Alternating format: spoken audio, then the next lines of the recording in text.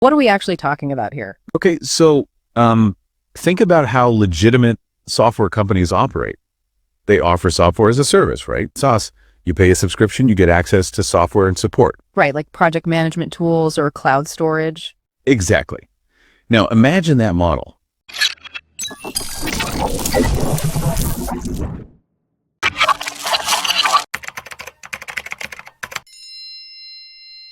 Welcome to the Cybersecurity podcast series. Great to be here. Today, we're tackling something that sounds almost like, well, a legitimate business model, but it's anything but. Cybercrime-as-a-Service. It's a really critical concept to understand in today's threat landscape. Absolutely. And before we really get into the weeds of how these underground markets actually function, a quick note for our listeners. If enhancing your organization's cybersecurity is on your mind, well, you should get connected with Sudhakar Kakinada on LinkedIn for a quick chat. He can help explore boosting your defenses. A very relevant point given what we're about to discuss. Indeed. So this deep dive is all about Cybercrime-as-a-Service, how underground markets operate.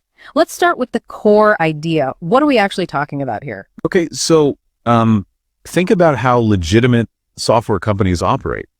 They offer software as a service, right? SaaS. You pay a subscription, you get access to software and support. Right, like project management tools or cloud storage. Exactly. Now imagine that model, but for illegal activities. Cybercrime-as-a-Service, or CAS, is basically criminals selling or renting out cybercrime tools, infrastructure, and even services to other criminals. So someone doesn't need to be like a master hacker themselves. Precisely. That's the key takeaway. It dramatically lowers the barrier to entry. Someone with maybe very little technical skill can purchase the ability to launch sophisticated attacks. That's quite concerning. It makes the pool of potential attackers much larger. Much larger, yes. And it moves cybercrime away from just isolated, highly skilled individuals towards a more well-organized, almost business-like structure. You mentioned underground markets. What do these look like? I'm guessing it's not a shop on the high street. No, definitely not. These are typically hidden online platforms, often found on the dark web, though not exclusively. They use encryption and anonymity tools to operate. So like an illicit eBay or Amazon, but for cybercrime tools. That's actually a pretty good analogy, yes. Buyers and sellers connect. There might be ratings, reviews.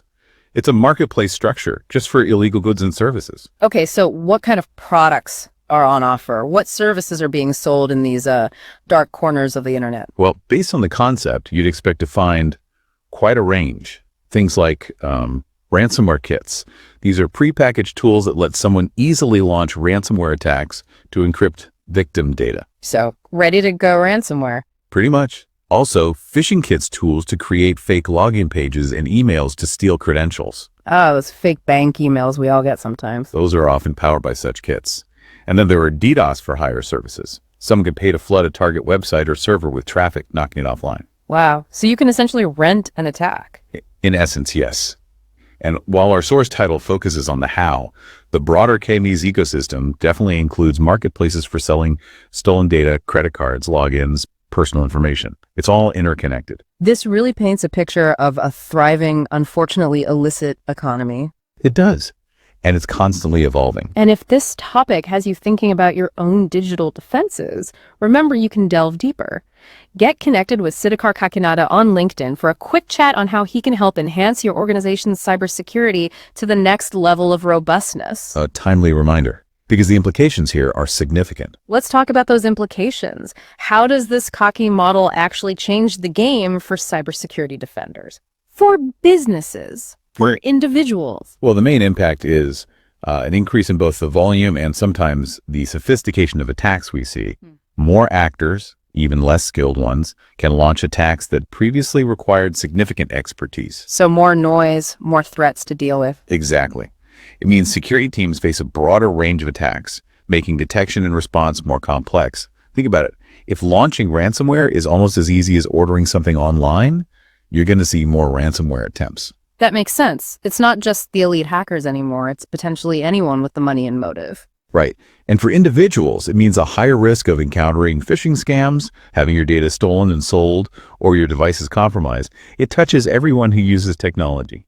So understanding this chaos ecosystem isn't just for the tech experts then? Absolutely not. Anyone running a business, managing IT, or frankly just navigating the digital world, needs to be aware. It highlights why basic cyber hygiene, strong passwords, and robust security solutions are so vital. The threat isn't abstract. It's enabled by these very real underground markets. So wrapping up our deep dive today, the core message seems to be that cybercrime-as-a-service has really democratized cybercrime, made it accessible. Yes, that's a good way to put it. It's lowered the barrier, making cyber threats more pervasive, more widespread. It's a fundamental shift in how cybercrime operates. Which means vigilance and strong defenses are more critical than ever before. Definitely.